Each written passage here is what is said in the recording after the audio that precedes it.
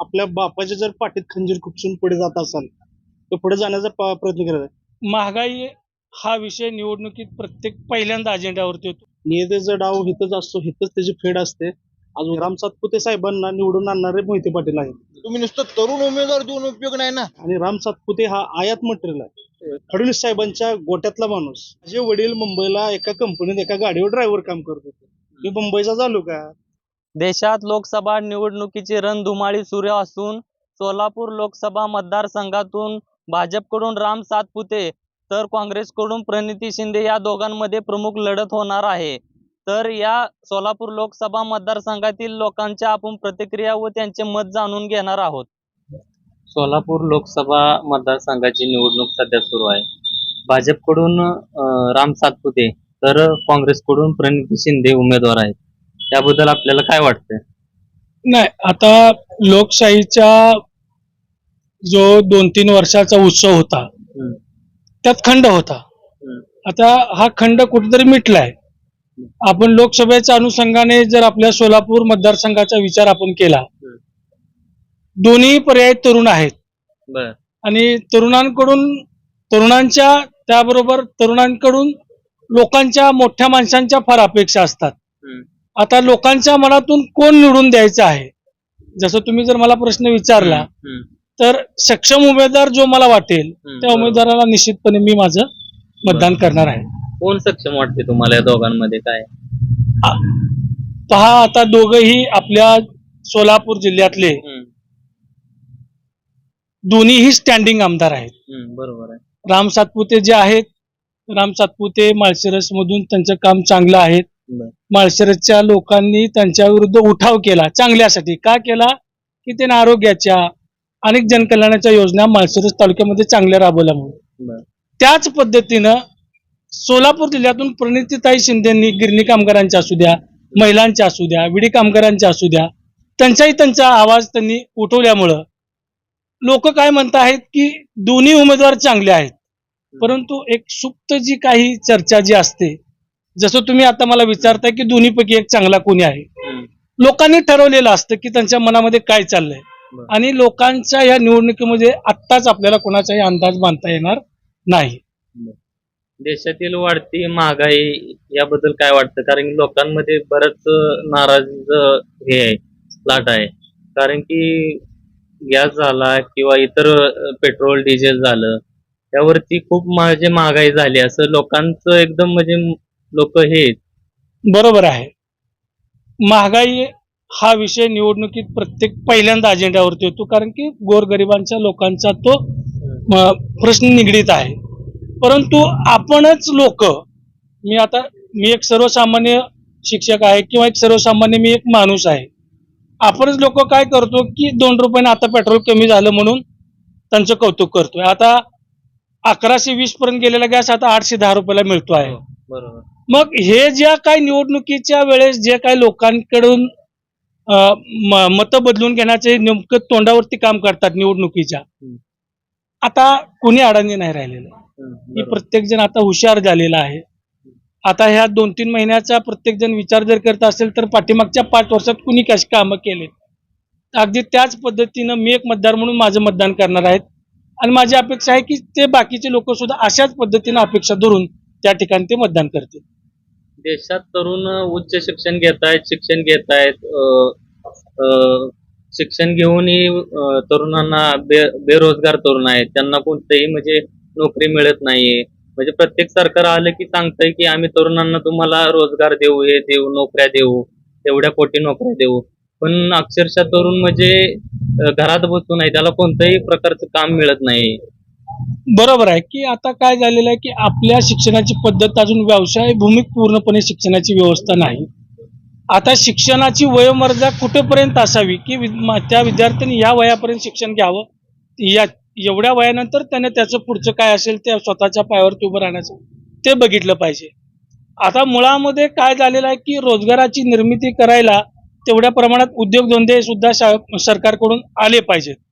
जर तेवढ्या प्रमाणात ते रोजगार आले, जे काही सुशिक्षित आहेत त्यांना रोजगार मिळेल. परंतु तुम्ही म्हणताय ते अगदी खरं आहे की ते आपल्याला थोडंसं कुठेतरी बेरोजगारांची संख्या आत्ता अलीकडच्या काळामध्ये आपल्याला वाढलेली दिसते आहे.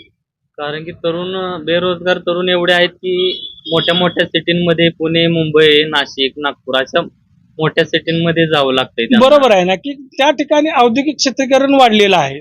जिथं औद्योगिकीकरणाचं क्षेत्र वाढलेलं आहे त्या ठिकाणी लोक तरुण मुलं जास्तीत जास्त जे शिकलेले आहेत, जे उच्च शिक्षित आहेत, नोकरीच्या शोधात त्यांच्याकडे तिकडे ओढा वाढणं साहजिकच आहे. परंतु आता काय झालेलं आहे की नोकऱ्या नसल्यामुळं आणि आता शिकून बाहेर पडलेली मुलं आहेत, यांनी आता त्या ठिकाणी कुठेतरी मिळेल त्या कामावरती काम करण्यापेक्षा आता आपल्याला अलीकडच्या काळामध्ये सुद्धा चांगल्या प्रमाणावरती गावाकडे सुद्धा शेतीपूरक किंवा स्वतःवरच्या व्यवसायाच्या दृष्टीने स्वतः व्यवसाय तयार केलं पाहिजे.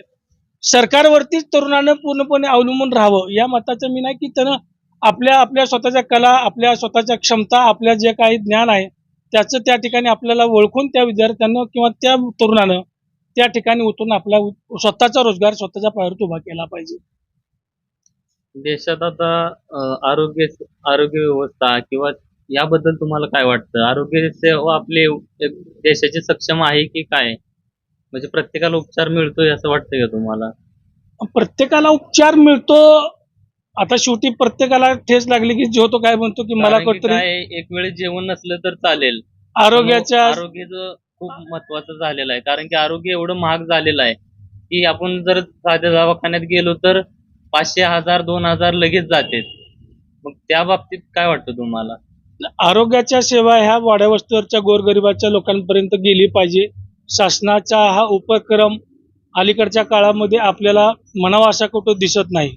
कारण का आपल्या कोरोनाच्या काळामध्ये अनेक लोकांची परिस्थिती नसल्यामुळं खाजगी दवाखान्यामध्ये त्यांना उपचार न घेता आल्यामुळं घरीच त्यांना वैद्यकीय सेवा न पुरता आल्यामुळं त्या ठिकाणी ते अनेक लोक आपली काळजीपोटी मयत झालेले आहेत. तर आरोग्याच्या सेवा ह्या आणखीन ते विस्तृत प्रमाणात नाही, तेवढ्या त्या आरोग्याच्या सेवा आता वाढणं काळाची गरज आहे. सोलापूर लोकसभेची सध्या निवडणुकीची रणधुमाळी सुरू आहे. भाजपकडून राम सातपुते तर काँग्रेसकडून प्रणिती शिंदे उमेदवार आहेत. तर आपल्याला काय वाटतं या उमेदवारांबद्दल? आता सध्या पहिल्याप्रमाणे केंद्रातलं बघा किंवा राज्यात बघा अशा पद्धतीचं वातावरण आहे. आज तुम्ही आपल्या बापाच्या जर पाठीत खंजीर खुपसून पुढे जात असाल तर पुढे जाण्याचा प्रयत्न करत. नियतीचा डाव हितच असतो, हितच त्याची फेड असते. आज उदाहरण दिलं तर तुम्ही राम सातपुते साहेबांना निवडून आणणारे मोहिते पाटील आहेत, अख्ख्या महाराष्ट्राला माहिती आहे. आणि आज त्यांना सुद्धा विचारात न घेता आज तुम्ही आपल्या ह्याचा अर्ज भरायला चाललाय किंवा आज तुम्ही न विचारात घेता काय गोष्टी घडतात याचं उत्तर तुम्हाला देणारच आहे.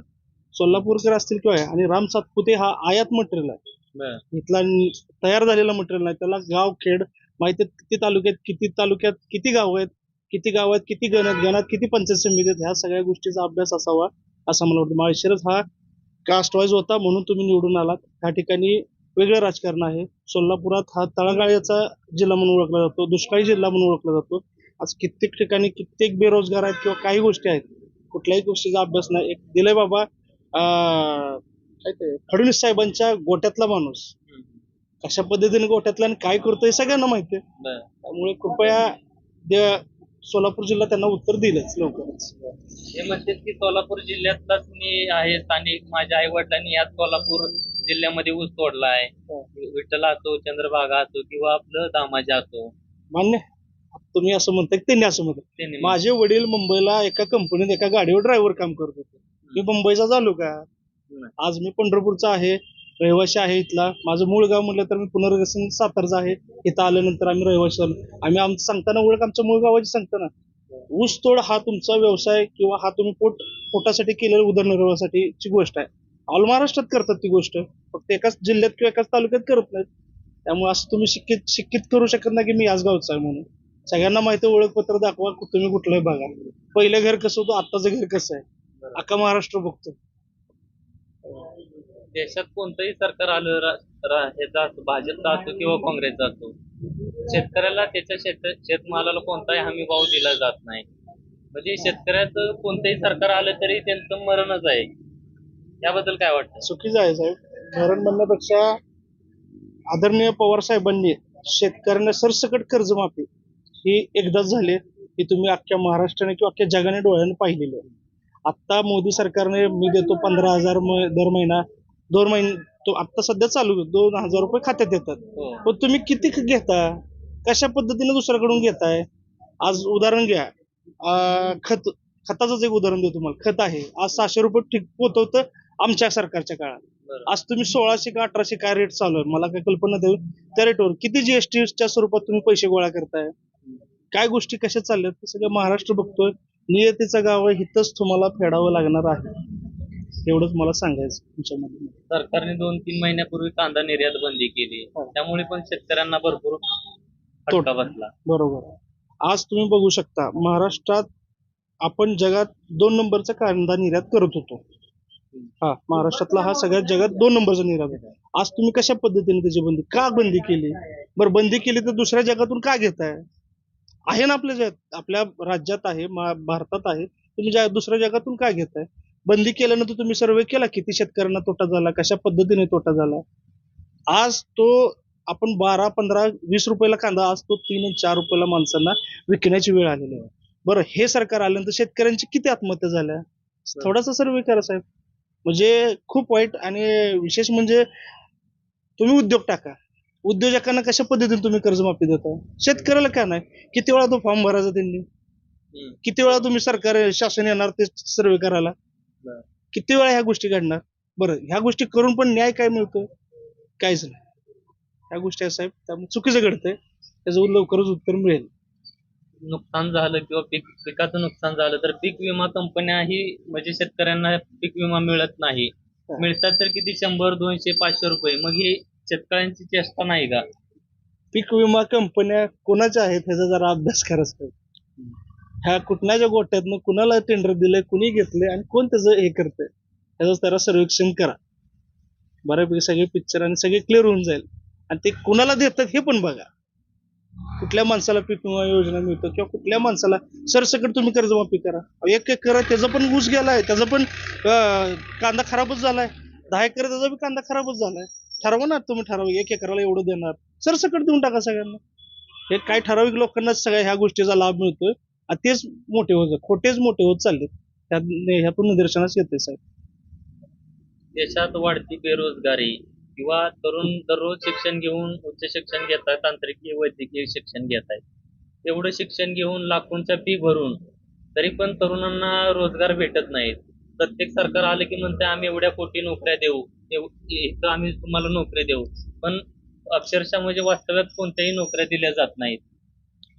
साहेब पहिली गोष्ट, इंजिनिअरिंग वाल्यांना न्याय देण्याचं काम आदरणीय शरदचंद्रजी पवार साहेबांनी केलं. IT सेक्शन जो आहे तो साहेबांनी पुणे म्हणा, हिंजवडी म्हणा, बाहेरच्या जे राज्यातून आपल्या जे राज्यात आणून त्या स्थापना केलेल्या आहेत. आता सोलापुरात IT आलेले आपल्या कंपनीचे उद्घाटन झालेले होते, ते कंपनी थांबली. काही लोकांना म्हणजे आम्हाला सोलापूर करण्याची आशा होती तरुणांना की बाबा आता तरी आम्हाला न्याय मिळेल, इंजिनिअरिंग लोकांना किंवा काही बऱ्याचशा बेरोजगार मुलांना. पण ते सुद्धा आशा हे झाली, कारण की त्यांनी पुन्हा त्याच्यावर स्टे आणला, थांबवून दिलं. काय चालू त्याचं प्रोसेस चालू आहे. सांगायचं एवढंच आहे साहेब, सोलापूरमध्ये म्हणण्यापेक्षा ऑल महाराष्ट्रात बघा तुम्ही 76,000 सॉरी माफ करा मला आकड्याचं थोडं माझं हे चुकतंय, कितीतरी तरुण विद्यार्थी तरुण मुलं आहेत. काम काम करून सुद्धा माणूस सुख आहे, म्हणजे काम करून शिकत होता.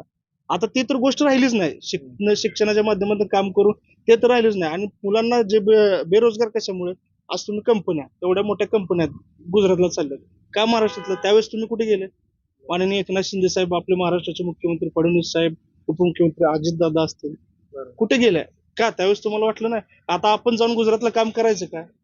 बरं शेतीला तुम्ही भाव देत नाही, मग शेतीतलं पण कामं सोडायची का? ते म्हणतात की त्याच्यापेक्षाही मोठ्या कंपन्या आपण महाराष्ट्रात आणू. अहो दाखवा ना तुम्ही साहेब. आत्ताच्या 2-3च कंपन्या महत्वाच्या गेल्या, त्यातल्या आपल्याला कमीत कमी 1,500 लोकांना कामं नाहीशा झालेली आहेत.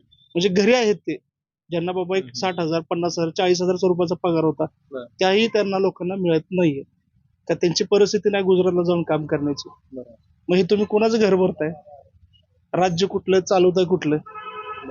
त्या गोष्टीची तुम्ही थोडीशी शहानिशा करायची. वाढती महागाई शिक्षणात असो किंवा उद्योग क्षेत्रात किंवा सर्वसामान्याला कोणतीही वस्तू विकत घ्यायची म्हणली तर त्याच्यावरती जीएसटी किंवा प्रत्येक गोष्टीत कर आकारून एवढी महागाई झाली की त्याबद्दल काय वाटतं मला? मी 2012 साली 12वीला होतो, सॉरी 11वी 12वी ह्या 9ला मी 9-10ला 11वीत आलो. त्यावेळेस मी 970 रुपयाला ऍडमिशन घेतलेलं होतं. बरं. ओबीसी कॅटेगरीतून 970 रुपयाला कॉमर्स डिपार्टमेंटला मी ऍडमिशन घेतलं. साहेब सांगायचं तात्पर्य एवढंच आहे, आज त्याच लोकांना 19 ते 20 हजार रुपये भरावे लागतात. शिक्षण तोच, विद्यार्थी तोच, बरोबर. शिकवणारा शिक्षकही तोच, संस्थाही तीच आहे. बरोबर. पैसे चाललेत कुठे? पहिली गोष्ट हा माझा शासनाला प्रश्न आहे. बरं. तुम्ही युनिव्हर्सिटीचं नाव घेता, बरं एखाद्या ठराविक विषयासाठी युनिव्हर्सिटी फी घेते. मी आज राष्ट्रवादी विद्यार्थीचा सोलापूर जिल्ह्याचा अध्यक्ष आहे. एखाद्या विशिष्ट विषयासाठी फी घेणं ही वेगळी गोष्ट झाली, बरोबर. आणि तुम्ही ठराविक सगळ्याच गोष्टीला फी घेणं ही गोष्ट वेगळी झाली. बरोबर. शिक्षण तशा पद्धत देताय का तुम्ही? या बऱ्याचशा गोष्टी आहेत आणि हे सगळं चुकीच्या पद्धतीने चाललंय साहेब. आज शिक्षण मंत्री आहेत, सकाळची शाळा घेऊन म्हणजे 8वी पर्यंत शाळाच नाही. अहो मुलांना जर बापानं बोटाला धरलं तर चालायला शिकणार, आता तो डायरेक्ट जाऊन बसणार का अरे मी हे केलं म्हणून? या गोष्टी विद्यार्थी कसे घडणार तुम्ही? बरोबर. पहिल्या काळात असं कधीच नव्हतं. आज आपल्यातनं खूप सारे माणसं घडून गेलेत. बाबासाहेब असतील, छत्रपती शिवाजी महाराजांनी जे काही गोष्टी घडवलेल्या त्या काहीच ठेवलेल्या नाहीत त्यांनी. त्या गोष्टीची खंत आहे. शिक्षणाला तरी निदान न्याय द्यावा, बाकी कुठल्या गोष्टीला नाही जमलं तरी. शिक्षण हा पाया असतो, पाया जर नीट नाही भरला तर पुढे माणूस डगमग. एवढं मला सांगायचं. आणि देशात जे आपलं आरोग्य विभाग आहे, आरोग्य विभागाबद्दल तुम्हाला काय वाटतं? कारण प्रत्येकाला जे आपण उदाहरणार्थ जर एखाद्या दवाखान्यात गेलो तर तिथं लाखोंची बिलं होत आहेत, तरी पण उपचार मिळतात का व्यवस्थित, असं काय वाटतं तुम्हाला? आदरणीय आरोग्यमंत्री तानाजी सावंत साहेब, ज्यांनी कधी आरोग्य म्हणजे काय ह्या गोष्टीची, त्यांच्याच आरोग्याची किती प्रॉब्लेम आहे हे त्यांना माहित आहेत, आम्हालाही माहित आहे. आरोग्यमंत्री दिलाय, मान्य तुम्ही महाराष्ट्राचा दिलाय, सगळ्या गोष्टी आहेत, पण कशा पद्धतीने दिलाय? आज तुम्ही बघा, गरोदर महिला असतील, सॉरी म्हणजे मला अशा पद्धतीने, पण गरोदर महिला असतील त्यांना शासकीय रुग्णालयात आणि निमशासकीय म्हणजे खाजगी रुग्णालयात तुम्ही जर 30 रुपये घ्या म्हणत असाल आणि शासनामध्ये 3 रुपये देत असाल, आणि जो शासनाचा जो कर्मचारी आहे त्याचाच खाजगी हॉस्पिटल आहे, समजून घ्या माझं, त्याचाच खाजगी हॉस्पिटल आहे, तो म्हणतो इथं या, इथं 30 रुपये तुम्हाला करून देतो व्यवस्थित होईल, आणि शासनाच्या दरबारी तुम्ही 3 रुपयात नीट करून देणार नाही. म्हणजे जो हित करणार तोच तिथं पण करणार. हे जे घर चालवायला ह्याचे हप्ते कुणाला जाणार आहे? सगळ्या गोष्टी साहेब, मेडिकल असोसिएशन असो किंवा डॉक्टरांचं असतील, सगळ्या गोष्टीच्या ह्या नाड्या कुठपर्यंत जाऊन लागतात बघा. मोठमोठे हॉस्पिटल्स आहेत, हॉस्पिटलचे कशा पद्धतीने मंजुरी मिळतात? 1 रुपयाचं इंजेक्शन तुम्ही किती रुपयाला देतात? सलाईन 6 रुपयाला आहे, तुम्ही 600 रुपये त्याचे लावतात. कसं लोकांना कसं परवडणार? आज मी स्वतः सुद्धा मी पेशंट आहे. तुम्ही आज आमच्यासारख्या आम्हाला भांडावं लागतं तुमच्यासोबत, किंवा असं नाही असं तुम्ही कुठे कुठे कपात करता काय, ह्या गोष्टी शासनाने ठरवून द्या ना. खाजगीवाल्यांनी एवढ्यात करायचं, सरसकट सगळ्यांना द्या. पण त्यांनी योजना पण चालू केलीत ना, गर्भवती महिला असतील किंवा महात्मा फुले जन आरोग्य योजना असेल, आहेत ना योजना, आहेत की त्यांचे जे माणसं आहेत त्यांना योजनेचा लाभ मिळतो 100%. जे विरोधात आहेत त्यांनी पैसेच भरायचे, योजना घ्यायची, असं आहे. सरसकट सगळ्यांना कुठे योजना मिळतात? वास्तविक लोकांना की योजनांचा लाभ होतोय का नक्की? नाही. या गोष्टीचा म्हणजे मी गेले 3 वर्ष झाले एका आजाराला झुंज देत होतो. मुंबईला चांगल्या मोठ्या हॉस्पिटलला माझं ट्रीटमेंट चालू होतं, त्यातनंही माझं सगळं व्यवस्थित झालं. त्या ठिकाणी माझ्यावर बाबा पवार साहेबांचा हात आहे म्हणून नाही, किंवा मला कुठल्या तर साहेबांनी पत्र दिलं की साहेबांनी फोन करून हॉस्पिटलचा म्हणून नाही, पण त्या ठिकाणी बघितलं गेलं तर माझ्या व्यतिरिक्त जे पेशंट्स आहेत त्यांची कशा पद्धतीने तुम्ही लुटमार करताय. किंवा आज मी खाजगी टाटाला गेलो होतो तर तुम्ही कशा पद्धतीने हे करताय? शासकीय खाजगीच आहे ना ते, पण शासकीयच हॉस्पिटल आहे ना टाटा, त्या ठिकाणी तुम्ही काय म्हणजे दुपळी का दाखवताय? आज त्या खाजगी हॉस्पिटल मधलाच एखादा शासकीय हॉस्पिटल मधला एखादा डॉक्टर म्हणतो की माझं ह्या ठिकाणी क्लिनिक आहे, तुम्ही या ठिकाणी या आणि तिथं तुम्ही हे करा, असं का? बरोबर का मग तुम्हाला इथं नीट द्यायचं नाही का करू?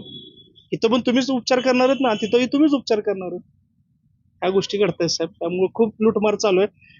डायरेक्टली इनडायरेक्टली पद्धतीने बघायला गेलं तर महाराष्ट्र चुकीच्या पद्धतीने वाटचाल करतो. असं कधी बघितलं होतं? बापाची चप्पल घालून आपण बापाला मारून पुढे गेलो. उद्धव साहेबांच्या बाबतीत तसं घडलेलं आहे, शरद पवार साहेबांच्या बाबतीत तसं घडलेलं आहे. आम्हाला कुणाला नावं ठेवायची नाहीत की काय नाही, फक्त ह्याचा जे ह्या गोष्टी आहेत ह्या इथंच घडल्यात आणि ह्याचा इथंच त्यांना भोगावं लागणार असं आम्हाला सांगायचं, बाकी काय नाही. आम्ही खऱ्यासोबत आहे, होतो, राहणार. दोन्ही उमेदवार तरुण आहेत. जिल्ह्यातील उमेदवार आहेत, दोन्ही स्टँडिंग आमदार आहेत. तर त्याबद्दल काय वाटतंय तुम्हाला? तरुण आहे म्हणजे काय, तुम्ही स्थानिक पातळीवर आला तर त्या युवा पिढीचा उपयोग होईल तुम्हाला. तुम्ही नुसतं तरुण उमेदवार देऊन उपयोग नाही ना. ग्राउंड फ्लोअरला तुम्ही काम बी तसे केले पाहिजे. जनतेच्या अपेक्षा तुम्ही ग्राउंड फ्लोअरला या, प्रत्यक्ष जनतेमध्ये मिसळा, जनतेबरोबर बसा, त्यांचे काय समस्या आहेत काय नाहीत हे त्यांनी भविष्य काळात त्यांनी जाणून घेतलं पाहिजे. नुसतं तरुण उमेदवार देणं म्हणजे असं काय तुम्ही आमच्या म्हणण्यासारखं उमेदवार दिलं नाही असं नाही. आज जनतेला काय म्हणणं आहे की प्रत्येकाची समस्या सॉल्व्ह झाली पाहिजे. आज आम्ही दिव्यांग घटक आहे. दिव्यांगाचं महाराष्ट्रामध्ये किती आहे लोकसंख्या? 30 लाख. 30 लाखामध्ये तुम्ही दिव्यांगाच्या प्रगतीपथावर किती योजना फास्टपणे राबवल्या आहेत. आम्हाला आज 5% निधी घ्यायचा म्हणलं तरी 5-5 आणि 6-6 महिने थांबावं लागतोय. मग तुम्ही जसं गुन्हेगाराला फास्ट ट्रॅक कोर्ट आणलंय तसं आमच्या योजनेसाठी फास्ट ट्रॅक यंत्रणा केव्हा तुम्ही उपस्थित करणार आहे, ह्याचा तुम्ही आम्हाला पहिला प्रश्न द्या. आणि आणि तुम्ही आम्हाला आता मध्यंतरी आश्वासन दिलं होतं महाराष्ट्र शासनाने की दिव्यांगासाठी एसटी मोफत देणार आहोत. आम्ही देणार आहोत हा प्रश्नचिन्ह झाला, पण तुम्ही प्रत्यक्षात केव्हा उतरणार आहे? विधानसभे टायमाला उतरणार आहे, खासदारकी टायमाला उतरणार आहे? भाजप म्हणते राम मंदिर बांधले आम्ही आणि 370 हटवलंय आणि बऱ्यापैकी देशातील भ्रष्टाचार आम्ही कमी केला आहे असं त्यांचं म्हणणं आहे. राम मंदिर हटवले, हिंदुत्ववाद्यांची ते मागणीच होती, त्यांचं एक ते काम योग्य झालं. म्हणजे ते कायमस्वरूपी 500 वर्षाची मागणी होती, ते एक त्यांनी स्वप्नपूर्ती केली. त्याच्याबद्दल आम्हाला त्यांच्या दुमती म्हणजे मतभेद नाही आमचे त्यांच्या संदर्भात. उलट ती हिंदुत्ववादीचं स्वयंभू प्रतिभा आहे ती आपली, म्हणून त्यासाठी आम्ही त्यांना टीका टिप्पणी करणार नाही. पण दुसरं जे आता त्यांचं रस्त्याचं काम म्हणा, योग्य पद्धतीचं रस्त्याचं आहे, पण आता जी सत्तासाठी भ्रष्टाचाराचे आरोप करून ज्यांना इकडे ते घेता, असं त्यांनी जर केलं तर त्यांची इमेज डाऊन होणार आहे. असं ह्यांची इमेज डाऊन होणार नाही बाकीच्यांची. ज्यांनी आणलंय सगळं बीजेपी वाल्यांनी की बाबा आम्ही असं करू तसं करू, तुम्ही ते पहिले मुद्दे 10 वर्षाखालचे मुद्दे काढा आणि आताचे मुद्दे काढा, त्यात किती तफावत आहे आणि तुम्हाला किती फायदा मिळू शकतो आणि किती तोटा बसू भ्रष्टाचार शकतो. बऱ्यापैकी कमी केलाय म्हणणं आहे त्यांचं. योजना सरकार देते प्रत्येकाला, गरीबांना असेल. हा देतंय, पण कसं देतंय, ज्याच्याकडे आर्थिक दुर्बल आहे, तुम्ही असं बघत नाही की योजना देताय, पण ज्याला स्वतःचं घर नाहीये, स्वतःचं काहीच नाहीये, असे किती लोकांना तुम्ही घर दिलेत निकष प्रत्यक्ष. लावून हा दिले नाहीत. हा तुम्ही वर्गवारी केली, सर्वे केला, कुठं काय अडचण आली, तुम्ही कुठल्या प्रोसिजर तुम्ही आम्हाला पंतप्रधान आवास योजनेची जागा दिली, तर पूरबाधित स्थितीत आम्हाला तुम्ही जागा दिली, हे चुकीचं धोरण आहे. तुम्ही जर नाट्यगृहाच्या ठिकाणी जर आम्हाला जागा दिली असती पंतप्रधान आवास योजनेची, तिथं तुम्हाला घ्यायचं कळलं नसतं लोकाला घर, पण तुम्ही आम्हाला गावाच्या बाहेर फेकलं. ही चुकीचं केलं तुम्ही. पंतप्रधान आवास योजनेतून तुम्ही मोठ्या पदाचा अपमान करून तुम्ही तिथेही केलं.